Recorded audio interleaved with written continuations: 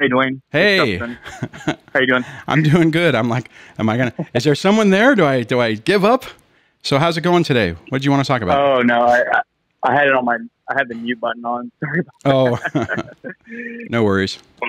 Well, as always, this is my second time calling you. Just wanted to say thanks again for your channel. Happy that you're doing this on a daily basis, Monday through Friday. It's really cool. Always tune in. Well, thanks. I was wondering what your thoughts. I was wondering what your thoughts on this.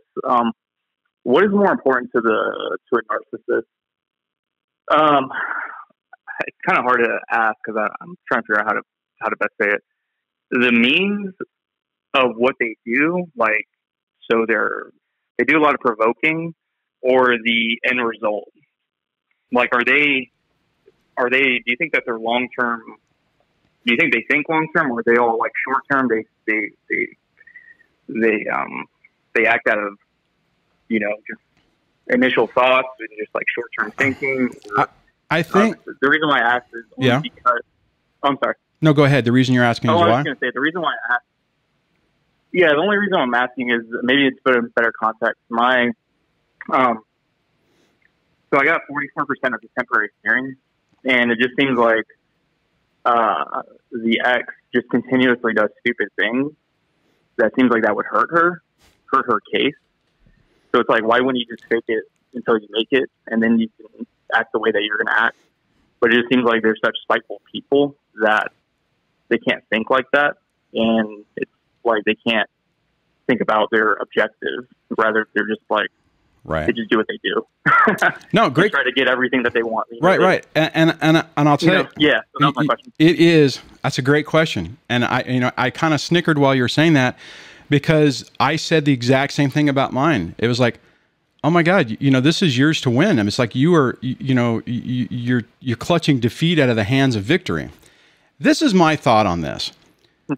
Most of the time, people who have these issues are emotionally delayed, right? And if someone is, if this is trauma based on how they developed into the narcissism, NPD or whatever, typically, again, I'm not a therapist. This is my understanding, and it makes a lot of sense. So bear with me. Is they're emotionally delayed, right? So you're dealing with someone who's emotionally maybe 7, 8, 9 years old, and think about it. Take the person you're looking at, and don't look at them as the 35-year-old person. Say, okay, if you shrink it down, boop, you shrink them down, and now they're a 7-year-old. Does the behavior make more sense now? Yeah. And that's the thing. And because a child doesn't think long term. They're emotional. They're irrational. They're making decisions with thought processes that make no sense. But when it's a kid, it's not a big deal, right? When my 7-year-old, whenever you're like, hey, honey, did you smear, what did she do one time? Did you draw with fingernail polish on the wall? No. Fingernail polish is on her hand. And it's like, and it's like, okay, but it's like, okay, it's a kid. And even if they throw a temper tantrum, you can throw them over your shoulder and put them in the room and whatever. But when it's an adult, you can't. So the problem is they're, and the crazy part is oftentimes in the beginning parts of it, it seems like they must be the super genius because everything seems to work out for them. The problem is that we're trying to rationalize it and make sense of it, and it doesn't make sense. And what you said at the beginning of your comments is exactly what I went through. I mean, I remember, when I was going through the custody evaluation, I actually said, I feel like I'm dealing with a 12-year-old. Wrong way to say it, right? Because it doesn't come across like pattern of behavior. It came across like I was just an irritated ex-husband who was mad at their ex and was just trying to lash out, and no one listened to it. If I would have been able to say, I'm really worried about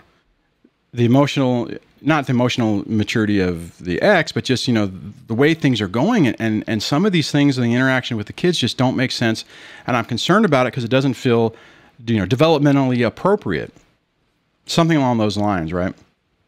I didn't do it that way. I was like, she's crazy, and made me. I didn't actually do that, but I can look back on my communication with the people involved back then, and it was so easy for people just to be dismissive and say, oh, okay, well, he's just still, he's in the anger stage and he's lashing out, and they'll figure it out at some point. And it's just, it's just the normal thing. Right. We have to be super careful how we communicate that with people, because it hurts our own credibility. Right. And, but what you said, I've seen that personally. I've seen that time and time again, talking to other people.